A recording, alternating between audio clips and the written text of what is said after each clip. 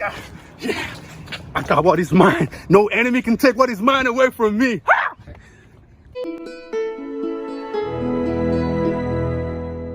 Good day, everyone out there. It's a beautiful day. It's a wonderful day. It's the day that the Lord has made. We will rejoice and be glad in it. How is everybody out there doing? I trust you guys are doing well. I am doing great myself. And it's another pleasure of mine to welcome you to another 3 things that I learned this week video. And as usual, my name is Ayodeji Onifade. And without further ado, and here are the 3 things that I learned in the course of the week. The first thing that I learned is more like a question, so to say. And this is the question, is that what would you be doing right now in your life if you knew you cannot lose? I will say that again.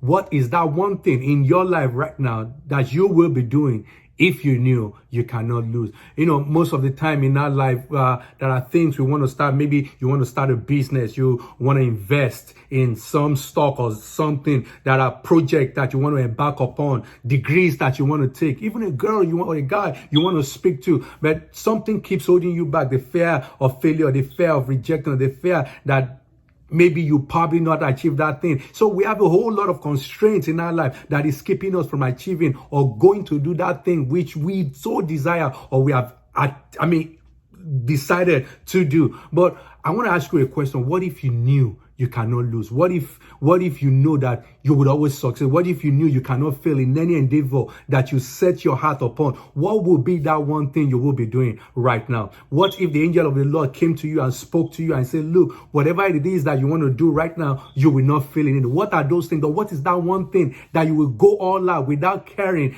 to do right now if you knew you cannot fail? I remember a case like that in the book of Judges chapter 6, when the angel of the Lord appeared to Gideon. The angel of the Lord appeared to Gideon because God wanted to use Gideon to deliver Israel from the hands of Midian. And when they were going to go to war, they took 30,000 men of war to go fight. But God said, no, 30,000 was too much. And he said that he was going to do the battle with 300 men. I mean, how does 300 men go to war with 135,000 men? 35,000 men. That is not possible. The ratio is about 5,000 to 1. I mean, how do you go to war with 300 men against 135,000 men? The only reason why you would do that is if you knew that you were not going to fail. So I ask you right now, what is that one thing in your life that if you knew you cannot fail, you'll be doing right now? And I want to tell you right now that you should go ahead and attack those things. Just as God was with Gideon, God is also with you. Do you know he says he's the God of the creator of the heavens and the earth, and he's our dad. And because he is our dad, he's going to back us up in anything that we want to do. So I want you to remove fear. Fear is the only thing that stops us in our strive from doing that one thing we should be doing right now. I want to tell you, go right now and attack that thing like you knew you are not going to fail. Go right now and begin to do those things that you have a mark for. Start that business. Invest in that stock. Do your research, but do it as if you are not going to. Go speak to that girl. Go speak to that guy. Who says go ahead like you knew you were not going to fail? And if you do that, who says, and who knows, you might just win, just like Gideon defeated the army of Midian with just 300 men. And that's the first thing that I learned this week. The second thing that I learned this week is a quote. Sometimes I come with a quote. It's a quote that I watched from this YouTube video from this Nigerian businessman called Ubon King. And he made a statement, and I ruminated on that statement in the course of the week. And this is a statement. He said, some people are so poor that the only thing they have is money. Yes, you heard me right, and I'm going to say that again. He said, some people are so poor that the only thing they have is money. When he first made that statement, I was like, what's this guy saying?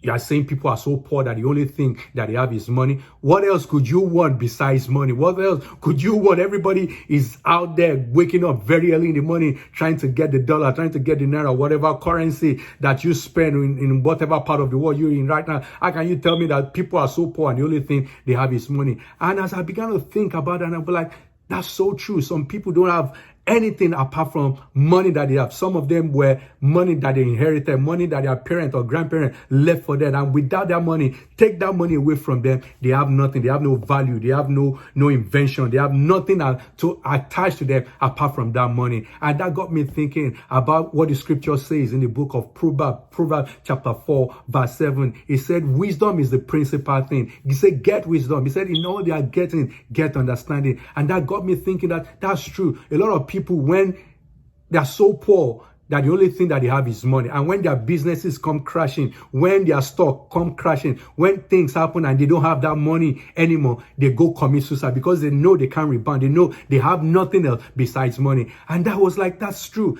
Wisdom is the principal thing, especially in this time where the world is experiencing an economic downturn. This is not the time to ask for money. This is not the time to ask for material possession. This is the time to start asking God for revelation, for wisdom, for understanding. The scriptures has been telling us for thousands of years that what is most important is not money, but wisdom. Because when you have wisdom, you will get money. Even when you have money, wisdom will help you keep the money. A lot of people have money. A lot of people have invested wrongly because they lack wisdom, because they lack understanding. And that what that place was trying to tell us in Proverbs chapter 4, verse 7, that get wisdom, get understanding. In all that getting, get understanding, get wisdom. So don't always go out for the money. Don't always go out for the material possession. It's always good to have wisdom, to have revelation, to have understanding. When you can solve a problem, you would get money. And as much, even when your money goes or something happens, you make a bad investment or the money goes, because you are knowledgeable, because you have wisdom, you can always bounce back. Some people, all they have in their life is the money that has been willed to them. And when something happened to that money, they can bounce back again. So that's the second thing that I learned this week. The third and the final thing that I learned in the course of this week, as you have seen in the intro video, like you watched before this video began, is that the violence take it by force. Yeah, the violence take it by force. Look, this is the time to go all out to take what is ours. I know the world is currently experiencing this pandemic. A lot of people have lost their jobs. A lot of people have lost houses, money, stocks have plummeted. Things, the economic downturn of the world is as nosedive right now. The question I'm going to ask is that, what are we going to do? Are we just going to sit down and let the society and let the enemy come and take what is ours away from us? Or are we going to chase after it and get what is ours back? Are we going to get our lives back? Are we going to get our jobs back? Are we going to get our relationship back? I've heard that even in this time, a lot of marriage has crumbled. Are you going to watch your marriage to go down the hill, or you are going to chase it back and take it from the enemy? Look, what is happening right now, this is the work of the enemy. The coronavirus is the work of the enemy to deprive, to take the things that we care and love away from us. The question I'm asking you is that, what are you going to do? What are you going to do? Matthew 11 verse 12 says, since the day of John the Baptist, the kingdom of heaven suffered violence, and the violent go and do what? Take it by force. This is the time to take things back. I'm not saying be unruly, be violent, going out around the place, destroying things. That's not the kind of violence that I'm talking about. The kind of violence I'm talking about is the kind of violence that stirs up into you, that brings about a holy anger to go all out for what is yours, to go take it back. A lot of people might be throwing a lot of pity parties for themselves right now,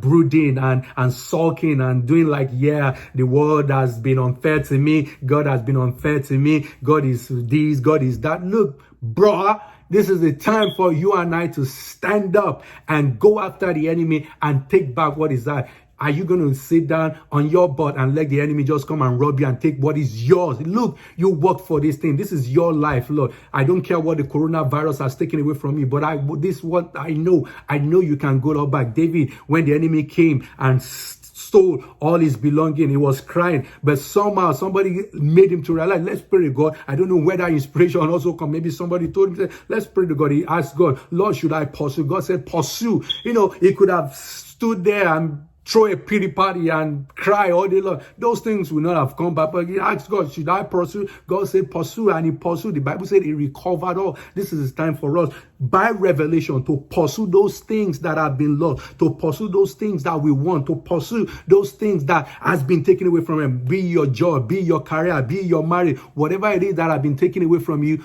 don't go back. This is time to be violent in your spirit, in your ability to want something back. And I believe that as you pursue, you will recover. And those are the 3 things that I've learned this week. If this week if this video has blessed you, feel free to share this video with your friends or with anybody, or leave a comment for me in the comment section below. And you can also follow me and subscribe to my YouTube channel, and follow me on every of my social media platform that will be coming up on your screen. And until next time, like I always say, never stop learning and always be only that which God wants you to be. Peace out.